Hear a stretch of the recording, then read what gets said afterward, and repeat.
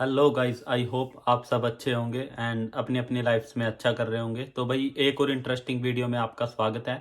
आज हम बात करने वाले हैं पुर्तगाल में जो न्यू इमिग्रेशन चेंजेस आए हैं उनके बारे में।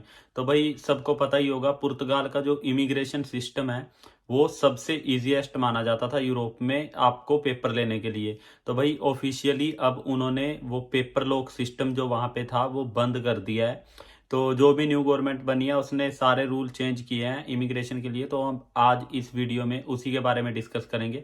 तो चलिए विदाउट वेस्टिंग टाइम हम वीडियो को कर लेते हैं शुरू। तो जिन्होंने भी चैनल को सब्सक्राइब नहीं किया है इस चैनल को सब्सक्राइब कर लीजिए, क्योंकि मैं यहाँ पे इन्फॉर्मेटिव वीडियो बनाता रहता हूँ। तो चलिए वीडियो को शुरू कर लेते हैं। तो सबसे पहले मैं आपको बताता हूँ पेपर लॉक सिस्टम होता क्या है।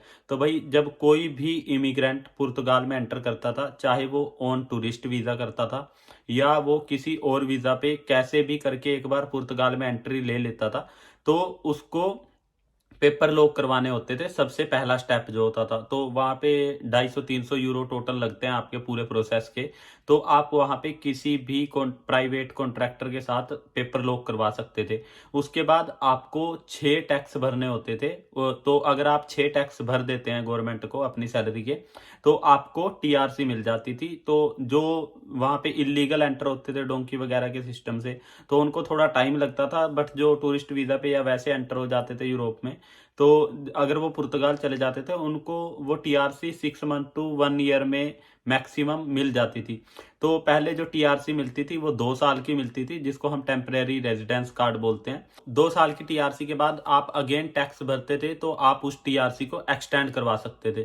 तो भाई ये बहुत ही इजी सिस्टम था यूरोप में पेपर लेने का as compare to other European country, क्योंकि हर जगह बहुत स्ट्रिक्ट और अलग तरह से रूल ऑपरेट होते थे एज कंपेयर टू पुर्तगाल। तो भाई अब पुर्तगाल ने भी सेम कर दिया है। वो बोल रहे हैं कि वो वर्क वीजा स्कीम लेके आएंगे, जो अभी तक ऑफिशियली अनाउंस नहीं हुई है। बट जो पेपर लॉक सिस्टम था वो ऑफिशियली उन्होंने बंद कर दिया है। मैं आपको साइड में एक आर्टिकल की हेल्प से दिखा देता हूँ, आप ये पढ़ सकते हैं पूरा।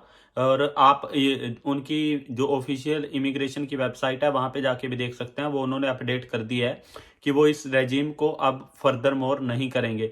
तो भाई जो भी लोग अभी रिसेंटली पुर्तगाल एंटर हुए हैं, जिनके पेपर लॉक नहीं हुए थे, या जो भी इन फ्यूचर पुर्तगाल का प्लान कर रहे हैं, तो भाई मेक श्योर कीजिए आप प्रॉपर वर्क वीजा लेके आए यूरोप का, एज कंपेयर टू टूरिस्ट या किसी और वीजा से कन्वर्ट करवाने की जगह। क्योंकि अगर आप किसी और यूरोपियन कंट्री में जाते हो तो वो बहुत कॉस्टली है, वहां पे प्रोसेस है जो पेपर लॉक का, और वहां पे टाइम भी ज्यादा लगता है और रूल रेगुलेशन भी बहुत अलग है एज कंपेयर टू पुर्तगाल। क्योंकि पुर्तगाल में बहुत ईजी था हर एक चीज, आप बहुत इजीली पेपर लॉक करवा पाते थे। इवन दो जो लोग इधर उधर होते थे कंट्रीज में, उन्होंने भी पेपर लॉक करवा रखे थे वहां पे।